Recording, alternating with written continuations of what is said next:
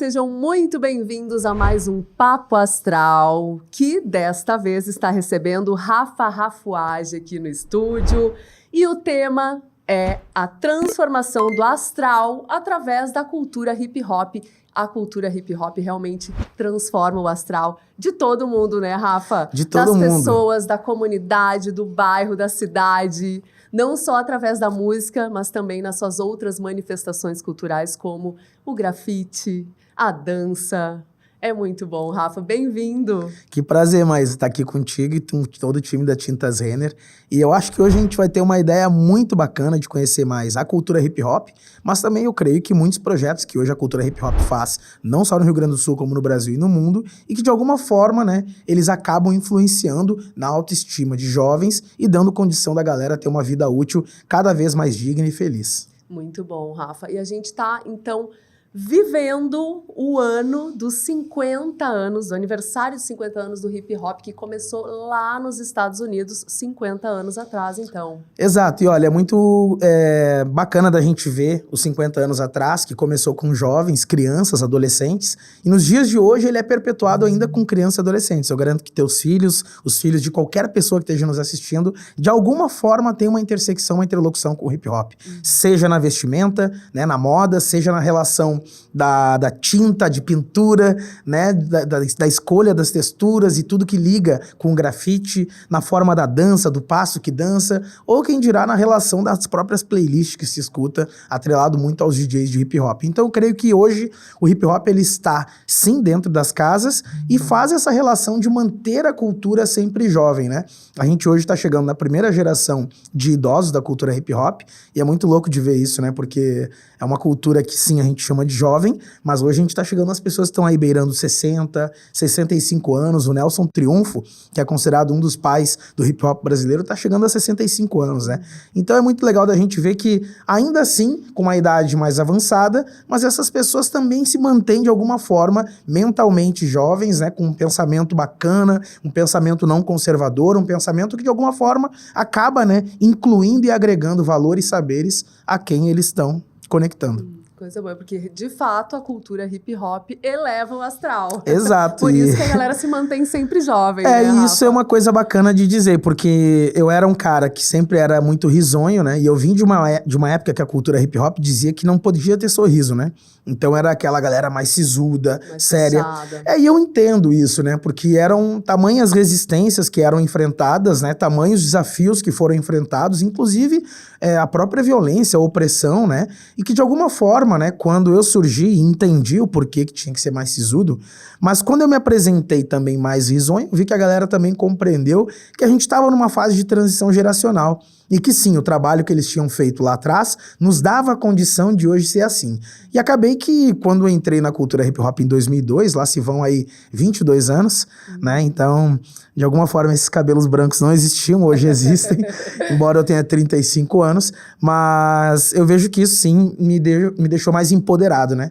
E eu acho que o astral e a autoestima tá ligado ao empoderamento, né? De alguma forma, quando se sente empoderado, ou seja, com conhecimento e pronto para debater em qualquer ambiente, como a gente está aqui, ou como eu debato muitas vezes com juízes, promotores, com pessoas de comunidade, com artistas, eu acho que foi a cultura hip hop que me preparou para isso. E com certeza, né, ela é um bom caminho para quem ainda não se sente, de alguma forma, pronto para enfrentar os desafios que tem à sua frente. E de alguma forma ela pode sim orientar, empoderar e dar condição de ter esse caminho mais nítido no horizonte. Rafa, e como é que tu te inseristes nesse universo? Conta um pouco da tua história, assim, pro pessoal Foi te por conhecer. meio da escola, né? E eu era um cara que era sempre da turma do fundo, né? Na 7ª série eu era considerado o maior problema social da minha escola, né? E acabou que a cultura hip hop, quando apareceu na 8ª série pra mim, foi por conta de um professor de história, que ele levou um rádio toca-fita para a sala de aula, e ele então botou um CD, que tinha a fita e tinha um CD, né? Hoje em dia a molecada nem sabe o que é isso mais. Mas tinha o CD, e ele botou um CD e tocou uma música de rap, que eu não me lembro mais qual era. Mas eu lembro que eu escutei, e eu tava numa zoeira total, e quando eu escutei, aquilo ali me fez parar, e aquele professor notou. Né? E aí ele notou que aquilo me fez parar de ser bagunceiro, mas eu sempre fui um bagunceiro, assim, que claro, eu estudava, né? Nunca fui repetente, nunca rodei de ano, mas obviamente eu zoava o extremo, assim, meu astral era muito elevado.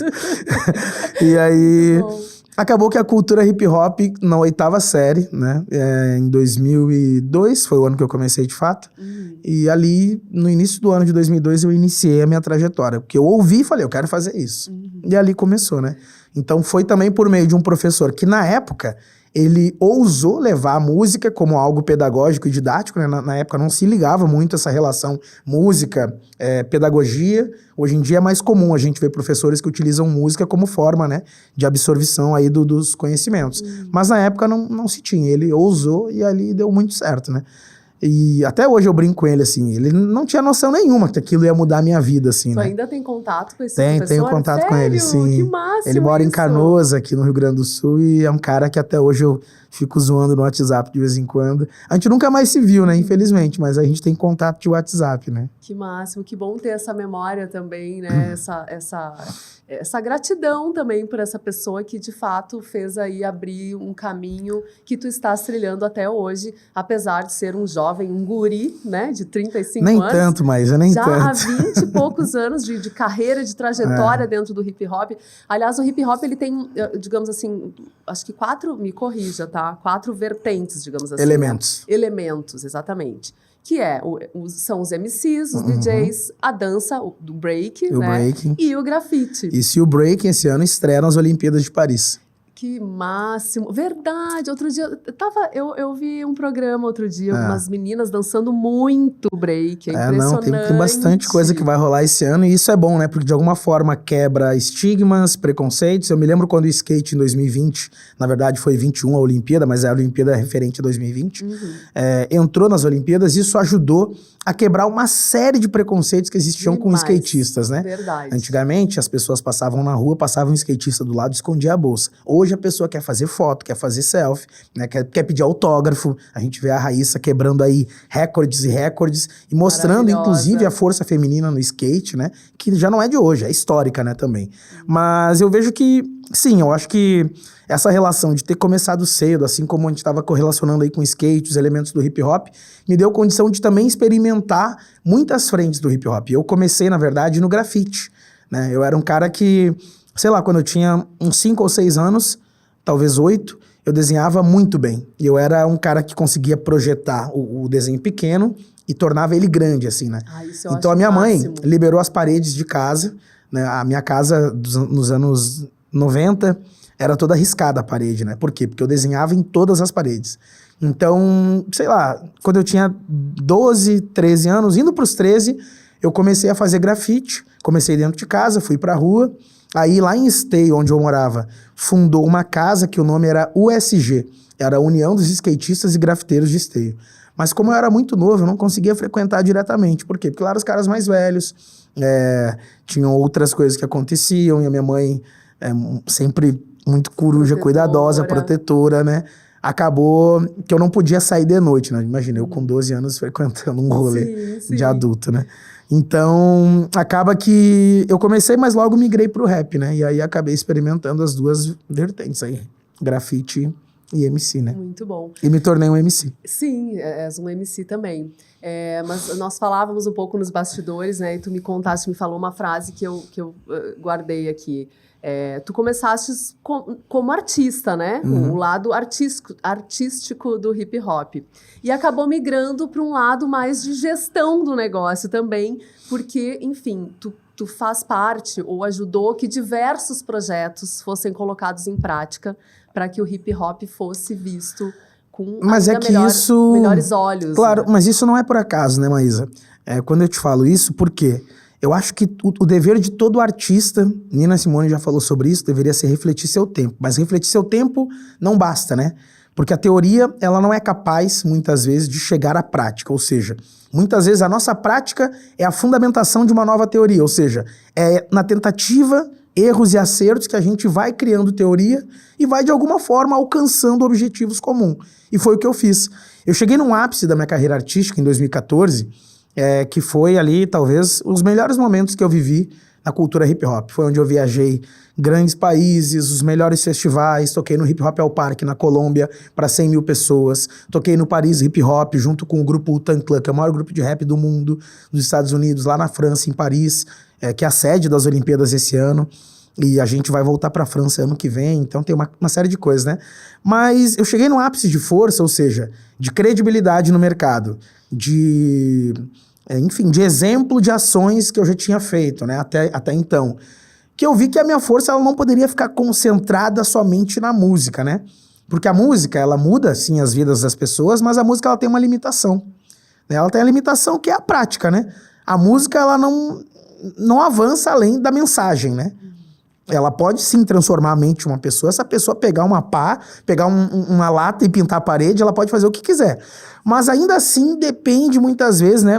Principalmente em territórios vulneráveis, depende de alguém que tenha mais condições de fazer alguma coisa e proporcionar que os outros que tenham menos condições possam ser incluídos, né? E foi o que eu fiz, né? Essa minha força de ter muitos contatos, muitos amigos, influentes, pessoas queridas, pessoas que queriam fazer alguma coisa e não sabiam com quem ou como, a gente acabou canalizando tudo isso. E a partir de 2014, embora eu já tivesse feito muita coisa até 2014, né, eu te comentava nos bastidores que dos 20 aos 30 eu fiz milhares de coisas, tu não tem noção do que eu fiz dos 20 aos 30. Mas acabou que dos 30... né, rumo aos 40, eu tenho feito bem mais, né, e eu acho que agora nos 35, eu tô na metade dos 30, eu só imagino como vai ser os 36 aos 40, assim, vai ser inúmeras coisas. Então eu vejo que essa força ajudou mesmo a criar condições, né, para que inclusive, não só o meu trabalho, como dos meus amigos artistas perpetuasse. Por quê? A gente estava chegando num nível que o mercado da música, a gente, sei lá, 2010 para frente foi a queda da indústria fonográfica, né? As redes sociais, o mão em mão com o Emicida vendendo 10 mil CDs, meu parceiro Emicida, sabe? Então, mudou a forma da música chegar nas pessoas, né? Não dependia mais de uma grande gravadora. A gente conseguiria, de mão em mão, fazer o corre. E de 2014 para frente, teve uma queda também, que foi essa queda não relacionada à indústria, mas foi essa queda relacionada a espaços de shows, né? Só os grandes artistas tocavam nos melhores festivais, ou em pequenos festivais até, eram sempre headlines de fora do estado, né? Nunca um headline daqui, nunca tinha um artista daqui que tinha oportunidade. Então a gente pensou na casa de hip hop em Esteio como uma quebra dessa hegemonia cultural aí dos grandes circuitos, né? Que a gente pudesse criar um circuito alternativo de shows, que não necessariamente ele seria com menos condições, ele teria grandes palcos também, mas ele teria uma democratização do acesso do público para com os artistas e para com o setor de entretenimento. Então foi o que a gente fez, a gente acabou criando uma rede de casas do hip hop no estado e no Brasil, e isso fortaleceu a circulação de artistas, o que acabou gerando trabalho, renda, e por sua vez acabou colocando na vitrine artistas que hoje são mega conhecidos, mas que na época não eram. Né? Então tem inúmeros nomes aí. O Xamã, por exemplo, tu deve conhecer o Xamã. O Xamã é um artista que quando tocou em Esteio, ninguém conhecia ele. Sabe quantas pessoas iam no show do Xamã na casa do hip hop de Esteio em 2018? 52 pessoas. Tu vê. Hoje o Xamã lota o Pepsi On Stage, sim, lota o Opinião, né, qualquer outro lugar que tenha show. Então isso é muito louco da gente ver o quanto impactou na vida das comunidades que acessaram esses equipamentos, mas também dos próprios artistas, né, que transformaram a sua realidade a partir também de alguma forma desses circuitos. E o que funciona nessas casas, né? Como é que a comunidade é impactada com elas? A Casa do Hip Hop em Esteio é a primeira do Rio Grande do Sul e ela segue sendo a maior independente sustentável da América Latina. Ela tem um espaço de quase 2 mil metros quadrados, então é muito grande, são muitas salas, um pátio com quadra poliesportiva, agora está agregando uma estufa agroecológica que vai trabalhar com hortaliças e alimento saudável. A casa ela oferta contraturno escolar. E esse contraturno ele vem regado de oficinas e workshops. Oficinas dos elementos do hip hop, como DJ, grafite, o breaking, MC, mas também encaminhamento à aprendizagem. Então o que seria aprendizagem? Né? Quando a gente tem a condição do jovem, tem 14 anos, ele está estudando ou ela está estudando e quer, né, de alguma forma, continuar estudando e trabalhar, gerar renda com isso, a gente hoje tem uma grande parceria com o Senac, que acaba, então, de alguma forma, possibilitando que esse jovem acesse a aprendizagem, vá para uma empresa, siga estudando, mas siga aprendendo, inclusive, uma profissão. E aí gerando, de alguma forma, uma renda que ajuda não só para ele, mas dentro de casa também, né? Então a casa tem isso. E a gente criou dentro da casa do Hip Hop em Esteio, que acabou servindo como exemplo para outras casas de hip hop, um programa que chama Hip Hop Alimentação. A gente viu que os ingressos do quilo de ingresso solidário dos eventos, muitas vezes eles se perdiam, né? Se perdiam assim que muitas vezes iam para entidades que não tinham responsabilidade, usavam de má fé, ou de alguma forma não chegava em quem mais precisava, né? Acabava ficando com famílias que tinham mais condição do que outras que não tinham condição. A gente fez um mapa, começou a cadastrar famílias, né, em um cadastro socioeconômico que passava por o local onde morava, quantidade de pessoas em casa, quantos trabalhavam, né, qual era a renda mensal, uma série de outras questões. A gente chegou então a doar, até então, no final do ano passado, quando a gente fez as últimas entregas, agora retoma esse ano, 200 toneladas desde 2018. Isso dá uma média de 3 a 4 toneladas por mês que a gente veio doando desde 2018. E esse programa era dividido em 3 etapas. A primeira etapa, a mãe do jovem que fazia oficina lá na casa, ela acessava a casa e era uma forma que a gente tinha de aproximar, inclusive, os pais do que os filhos estavam fazendo, ou seja, do que os filhos gostavam de fazer. Muitas vezes esses pais ficavam alheios, né? E a gente começou a aproximar. Olha que legal, teu filho ali é um DJ, tá ligado? Tua filha é uma MC. Então isso aproximou os pais e os filhos. E de alguma forma, essa etapa que a gente fazia sempre uma capacitação voltada à empregabilidade, direitos humanos, a gente abriu 50 frentes de ação dentro dos eventos da Casa do Hip Hop, que gerou até R$600 de renda básica para 50 mulheres nessa segunda etapa. Então, quem estava na primeira etapa, que pegava a cesta básica e ganhava a capacitação, emergia para a segunda e abria a vaga para quem estava fora e entrar para a primeira, para ganhar a cesta básica. E a gente criou uma terceira etapa, que são as empresas que já patrocinavam a Casa do Hip Hop em Esteio, ou de alguma forma eram sensíveis à nossa pauta, e nós começamos a encaminhar o currículo dessas mulheres para as empresas e elas foram contratadas por CLT. Então era um processo que foi uma emancipação, de alguma forma, crítica, mas também econômica com as famílias, né? Isso que as casas acabam fazendo. E agora, além da de Esteio, tem outras pelo Rio Grande do Sul, né? São 6, 7 cidades, isso? Na verdade, acaba concentrando a grande maioria em Porto Alegre, mas tem em Caxias do Sul, a gente tem Taquara, tem Pelotas e temos também outras casas aqui no estado, agora estou tentando lembrar. E esse projeto também está sendo exemplo para outras cidades do Brasil, também fora do estado? Também, mas agora o que a gente fez no ano passado, né, a inauguração, foi o primeiro museu da cultura hip hop em toda a América Latina, né? Sim. Então acabou que o museu ele entrou como um grande guarda-chuva assim das casas de hip hop, né? Por quê? Uma que ele acabou sendo uma referência mais exclusivo e maior por ser o primeiro e único, né? E abre, inclusive, um precedente para que ele seja exemplo de ação dentro de outros estados, ou seja, agora existem já 3 ou 4 estados que já nos procuraram que querem fazer museus de hip hop nos seus estados a partir do case de Porto Alegre, né? Então, de alguma forma, é muito legal. Fica localizado, para quem não conhece ainda? Fica na zona norte de Porto Alegre, perto da Avenida do Forte, na rua Parque dos Nativos, 545, na Vila Ipiranga. Muito fácil acesso, para quem desce do aeroporto é 15 minutos, para quem vem do centro é 20 minutos, então é muito fácil acesso. E o que o pessoal encontra lá no museu? O museu ele é um equipamento assim fora do comum, sabe? É algo que hoje eu vejo assim, e por mais que tenha sido a gente que criou, mas é muito louco assim de ver a excelência que ficou o trabalho e parece algo da gringa assim, né? Parece que é algo que é de outro país, inclusive. E aí a gente olha, o museu ele tem 8 salas dentro do prédio expositivo, que, claro, contém exposições e acervos, quase 6.000 itens de acervo que foram arrecadados, mas ele tem algumas dinâmicas de salas que vieram de exemplos de outros lugares do mundo. Por exemplo, a gente tem uma sala no museu que chama Universo Hip Hop. Essa sala é uma sala que trabalha com grafite 3D, né? E tu que é da área das tintas também, mas eu tinha que ir lá conhecer, levar teus filhos, sabe? Grafite fluorescente, né? Sabe que a Tintas Renner tem spray fluorescente também, então a gente utilizou desses sprays também. E esse grafite, ele trabalha com uma ótica 3D dos desenhos e com luz neon, com luz, na verdade, fluorescente. Então essa luz no grafite, luz negra, exatamente. Essa luz na tinta fluorescente, ela dá um efeito, assim, único, né? E ainda mais que o grafite, ele tá sendo feito na ótica 3D. Então, é uma experiência muito bacana, assim, que as pessoas têm. Dentro dessa sala, no meio dela tem um labirinto e tem uma sala de cinema no meio, que as pessoas podem ver a história do grafite, como começou lá nos guetos em Nova York, a origem dos traços, da pintura. Então, é algo muito legal, assim, né? Então, essas dinâmicas de salas mais sensoriais ou interativas, né?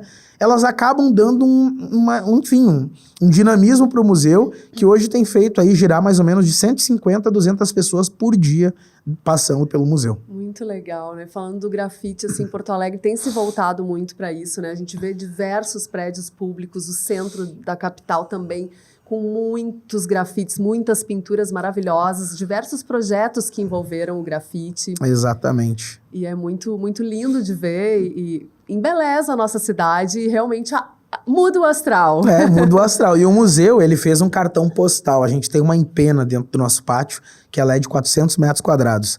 É uma das maiores empenas aqui do estado que foi grafitada. Não sei se você sabia disso. Que máximo, não sabia. Quem foi o curador foi o grafiteiro Trampo, né? Que é daqui de Porto Alegre. Tem um trabalho incrível. Sim, inclusive ele participou da grafitagem ali com a Mona Caron, também na empena do Dyer, né? Enfim, existem outras empenas aí que ele fez também.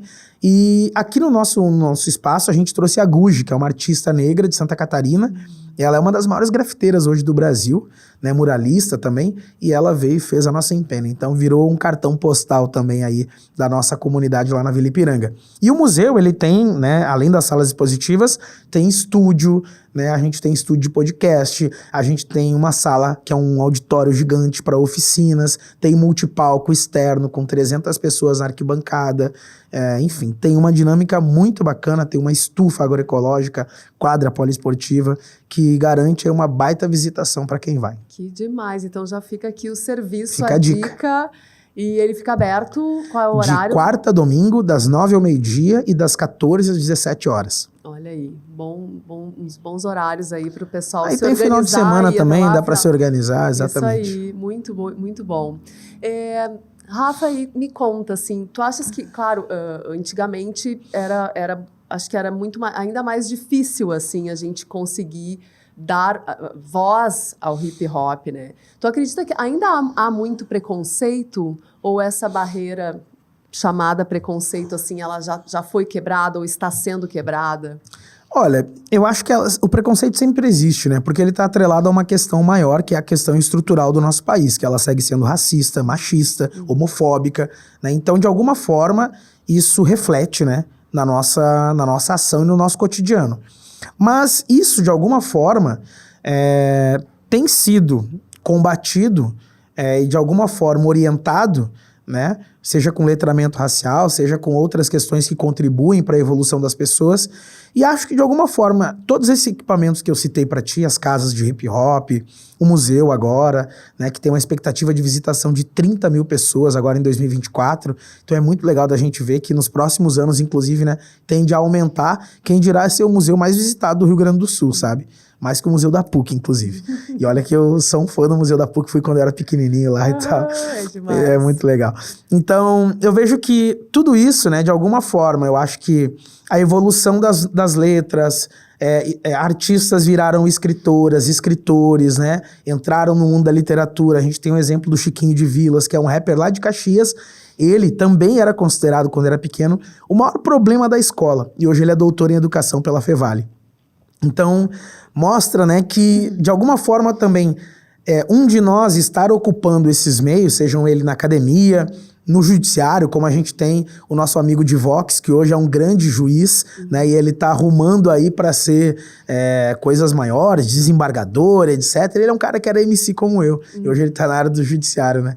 Então é muito louco que a gente vai vendo, assim, que essa ocupação em todos os setores, né? Eu citei 2 exemplos, mas são todos os setores da sociedade. De alguma forma, vai incluindo pessoas no meio do hip hop e eles se tornam multiplicadores, né? Para ir minimizando essas problemáticas, né? E por que a gente está nesses meios todos? Porque o hip hop, ele vai muito além dos 4 elementos, né? O hip hop se considera como algo prioritário, como saúde. Hip hop é meio ambiente, hip hop é educação, hip hop é segurança pública, né? A gente pega o exemplo de Medellín, por exemplo, lá na Colômbia, né? O que era Medellín há 50 anos atrás e o que é Medellín hoje. Medellín se transformou não por acaso, mas porque sim, a cultura e a educação estiveram como aliadas à segurança pública e construíram uma agenda que quebrou 75% da violência em Medellín, que era a capital mundial da cocaína nos anos 80 e 70, né? Então, de alguma forma, essa nossa ocupação, né, nos muitos lugares da sociedade tem feito, né, esse controle, digamos assim, né, assim como a gente tem que fazer o controle das doenças, né, a gente tem que fazer o controle também dos racistas e de alguma forma punir quem não está, né, centrado numa agenda do século XXI, que é um mundo, né, mais humano, mais solidário, um mundo não racista, não homofóbico, não machista, e um mundo que de alguma forma, né, faça os diferentes construírem, né, bem comum. Sim, né? Que seja mais acolhedora a todos. Exato.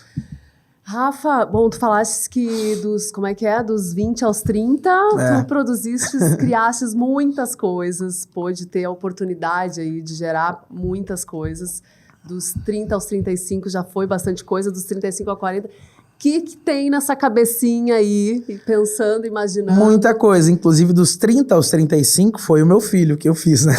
Então, muito bem. Tive meu filho e Como agora é que é o nome dos dele? Augusto. Augusto. O Augusto é um sem vergonha, mas Que idade ele tem? Tem 4, vai fazer 5. Então, o Augusto é uma figura, assim, né? Foi uma bênção e agora dos 35 aos 40 eu vou pro segundo filho também. Então, acho que esses serão os 2 grandes feitos, assim, da minha vida nos 30 aos 40. Mas tem muito trabalho a ser feito. Um filho muda o astral da gente também, né, Muda. O meu astral já foi pros ares, assim, pra melhor, no sentido que quando nasceu meu filho. A gente fica mais bobo, fica mais, né, babão. E com um pouco mais de medo também das coisas. De alguma forma, sim, exatamente. A gente não quer que aconteça nada, nem com eles, nem com a gente, pra não ter que ficar longe, exato. Ou mesmo com o futuro, como é que ele vai ser, quais serão as escolhas. Exato. Mas é isso, eu vejo que até ele ter o contato com as coisas que eu faço no dia a dia, né, e ele tá vivendo assim junto comigo esses 35 aos 40, ele frequenta já os eventos comigo, ele vai nos projetos sociais, ele vê crianças muitas vezes numa condição inferior à dele, ele começa a refletir, começa a debater dentro de casa, né, e eu acho que tudo isso de alguma forma vai moldando não só a personalidade, mas também o caráter, né, e é isso, eu sou... digamos assim, como é que se diria? Discípulo de Martin Luther King, né? Que diz que, né, o sonho dele era ver que um dia os filhos dele fossem julgados pelo caráter e não pela cor da pele, né? E eu tenho esse mesmo sonho, não só para meu filho, mas para todos os filhos, né? Sejam eles de periferia ou não, mas que sejam sempre vistos e julgados pelo seu caráter, né? Não pela cor da pele, não pela, né, a questão sexual, não pela questão de gênero, né? Por outras questões. E eu tô preparando muitas coisas aí dos 35, eu falei 35 aos 40, sejam eles já para pensar numa forma também de transição, né? Eu quero, de alguma forma, sair assim da linha de frente, eu acho que outras pessoas devem ocupar essa linha de frente, jovens principalmente. Que eles tenham exatamente. E, de alguma forma, poder ensinar essa galera, né? Tudo que eu aprendi. Eu aprendi muita coisa. Hoje eu me sinto preparado, inclusive, para ocupar qualquer posição na sociedade. Né? Seja ela política, seja ela ativista, seja ela empresário, seja ela o que for, né? Eu me sinto preparado hoje para estar em qualquer lugar, né? E consigo me desenrolar em qualquer lugar, né? Então, eu acho que isso também, de alguma forma, eu consegui passar para a galera agora, esses 5 anos até os 40, para mim vai ser uma grande vitória. Fará, sim, com toda certeza. Rafa, eu sei que, enfim, né, tu comentaste aqui de muitas viagens, enfim, eu sei que tu muitas premiações também, né? Conta pra gente um pouco. Eu acabei sendo uma das pessoas mais premiadas do hip hop gaúcho, assim, né? Então, hoje eu tenho 42 prêmios, talvez. E esses prêmios são variados, assim, né? São eles da ótica musical, são eles da ótica dos direitos humanos, consciência negra, enfim, prêmios variados na ótica do cinema, né? Já fui premiado no cinema, então tem muita coisa, assim, que de alguma forma evidencia, né, essa dedicação que a gente tem pelas coisas que a gente faz, mas também não só um trabalho individual, mas um trabalho coletivo, né? Porque nunca fiz as coisas, principalmente ligada aos projetos, ou até o próprio grupo, né? De forma individual, né? Sempre fiz com outras pessoas lado a lado, outras pessoas à frente, outras pessoas atrás, mas sempre estava envolvido com muita gente, né? Talvez eu tenha sido a pessoa que deu os pontapés iniciais, mas ninguém faz nada sozinho, né? Então, nesse sentido, eu sempre referencio, né, todos esses prêmios ou homenagens que eu ganhei ao coletivo que está comigo ou que esteve comigo durante essa trajetória, né? E que foram pessoas, de alguma forma, que, enfim, se doaram o quanto puderam, né? Para as causas e para os projetos, para as ações que a gente fez e que me ajudaram a chegar onde eu tô também, né? Tu falastes na tua mãe, sempre muito zelosa, e eu sei que ela também está à frente de uma entidade. Sim, ela é presidenta do Grupo Unir Raças, que é uma entidade que trabalha a questão de letramento racial com educadores, professores, né? E com governos também, com pessoas que trabalham na gestão pública e com a sociedade civil, por óbvio, né? Então, de alguma forma também, a minha música, quando eu comecei, eu lembro que em 2006, foi o ano que eu ganhei um prêmio muito importante, um prêmio que me projetou nacionalmente, foi o prêmio TUS, que a CUFA fazia no Rio de Janeiro. Eles fizeram a maior premiação do hip-hop da América Latina entre o ano 2000 e 2009. E em 2006, eu me tornei o mais jovem rapper gaúcho a ganhar, né, um prêmio TUS, talvez um dos Brasil também. Eu ganhei de 2.000 grupos de rap de todo o Brasil, eu fui o primeiro lugar no Brasil inteiro. Então foi algo assim que me projetou nacionalmente. E naquele ano eu me lembro que a minha mãe trazia líderes do movimento negro, né, pessoas do Iacoreg, que é um grupo daqui de Porto Alegre muito bacana, que tem a Petronília Silva como linha de frente, ela que foi relatora da Lei 10.639, que é a lei que institui no currículo escolar o estudo afrodescendente, né, afro-brasileiro. Então, eu via essas pessoas na sala da minha mãe, né. Eu não me ligava, obviamente, no papo que eles estavam conversando. Eu passava do meu quarto pra geladeira, da geladeira pro meu quarto. Mas, de alguma forma, eu escutava, né? Ali, por osmose, eu acho que aconteceu Sabe, algo de alguma forma entrava, talvez não surtiu o efeito. Pro inconsciente. É isso. E algum dia ele ficou guardado ali e se revelou, né? Então, eu acho que eu também fui, de alguma forma, muito privilegiado por isso, né? Primeiro, porque na periferia, infelizmente, né, pai é uma figura ausente, né? E eu tive meu pai muito presente, né? Meu pai faleceu fazem 2 anos, mas eu tive meu pai presente ao extremo. Meu pai, né? Enfim, lado a lado ali com a minha mãe na posição, né? Que bom. E a minha mãe, por óbvio, também, né? Uma mãe muito amada, muito, né? Que nos cuidou, nos deu toda a condição, nos incentivou, digamos assim. E acho que por ter vivido nesse núcleo, né? Familiar, assim, de muito carinho, muito amor, que também é um privilégio frente a outros amigos meus que não tiveram isso, eu acho que eu soube utilizar esse privilégio, né, para fazer com que a gente pudesse multiplicar também, né, a forma de acolhimento, como tu citou, outras ações que eu acabei usando, né, de coisas que eu também recebi quando eu era criança e de alguma forma, posso fazer isso que uma vez eu vi, que dá para utilizar aqui nesse território e tal. Então, acho que tudo isso de alguma forma ajudou, né, ajudou, assim, a me tornar uma pessoa melhor e fazer o bem dentro de lugares que muitas vezes ninguém fazia o bem para nada. Verdade. Algo que me chamou muita atenção na tua fala, Rafa, é que tu sempre inclui as mulheres com muito carinho, muito cuidado, e eu vi também vendo no teu currículo que tu faz parte do comitê He4She, da ONU, Mulheres, né?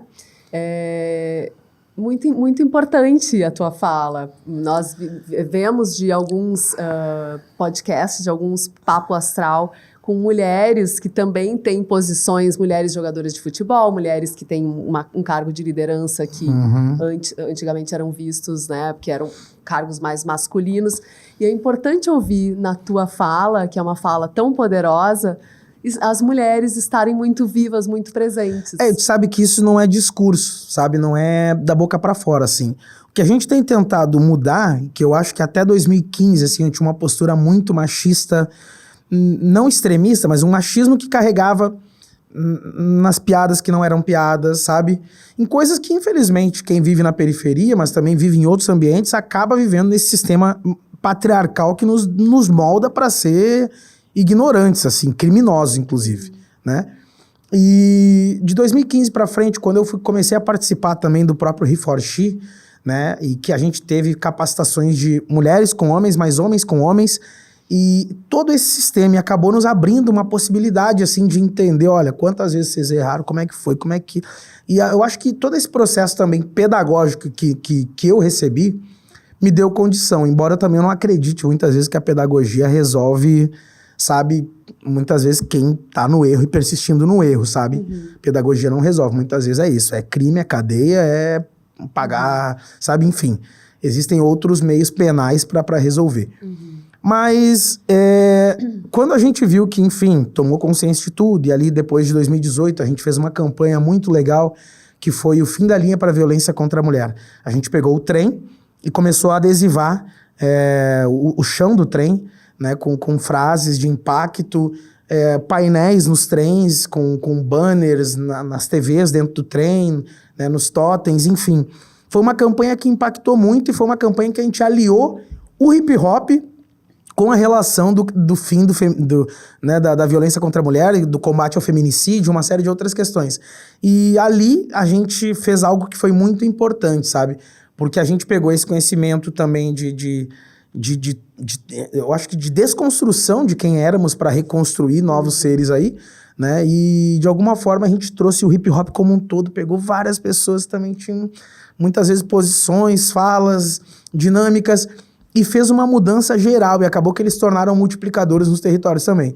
Hoje, passado tanto tempo de 2018 para cá, né, hoje o nosso projeto do museu, por exemplo, é o único projeto, talvez, não só do hip hop, mas cultural aqui no estado, né, um dos poucos, que tem 70% de mulheres, né, à frente do projeto e apenas 30% de homens. E um equilíbrio entre raça, né? Porque muitas vezes são pessoas brancas, né? E a gente fez um equilíbrio entre raça. Porque não basta apenas nós fazermos um processo, né, que não só torne a equidade na relação, né, entre gênero, mas a gente deixe essa relação raça, né, e que aqui no Rio Grande do Sul ela se evidencia muito mais, porque infelizmente, né, somos minoria aqui no estado, somos 17% de pretos e pardos aqui no Rio Grande do Sul, enquanto são 83% de brancos, né, aqui no Rio Grande do Sul.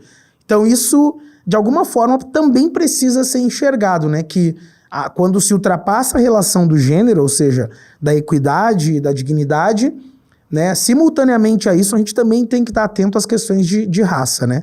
E foi o que a gente fez. Agora a gente ainda tem maioria de pessoas brancas no museu, mas a gente está buscando, de alguma forma, qualificar esse quadro aí na relação entre pretos, pardos e brancos, né? Inclusive indígenas também, que a gente tem na nossa equipe. Muito bom. Rafa, olha, já me disseram aqui, produção. Tempo, passou rápido. Passou rápido, querido. Muito obrigada. Obrigado, Maísa, que prazer. Adorei, também. Muito obrigada. Muito importante a tua fala, muito importante a gente falar sobre a cultura hip hop, dar ainda mais voz a todos vocês, voz literalmente, né? Porque a música realmente muda o astral da gente. Então eu quero te agradecer, Rafa, sucesso nos teus projetos, na tua caminhada e que venham aí muito mais realizações na tua vida. Tamo junto. Sigam nas redes sociais, @Rafuagi, RAFUAGI, e lá vocês vão encontrar todas as informações do que vai acontecer aí dos 35 aos 40, mas também do que já rolou dos 35, né, até meus 20 e poucos anos quando eu comecei. Não, até os 13 anos quando eu comecei, na verdade. Então, obrigado, Maísa, e parabéns a Tintas Renner também por esse grande papo, um papo de astral realmente, e que a gente se veja aí muito em breve, seja lá no museu, seja aqui novamente trazendo novidades também. É isso aí. Beijo. Obrigadão. Bom, gente, você curtiu esse papo com o Rafa? Então deixa teu like aqui, compartilha esse vídeo com os amigos. Se você não for inscrito ainda no nosso canal, te inscreva, clica no sininho para receber todas as notificações, porque o Papo Astral vai trazer muito mais conteúdo bacana para você, certo? Até a próxima, tchau, tchau!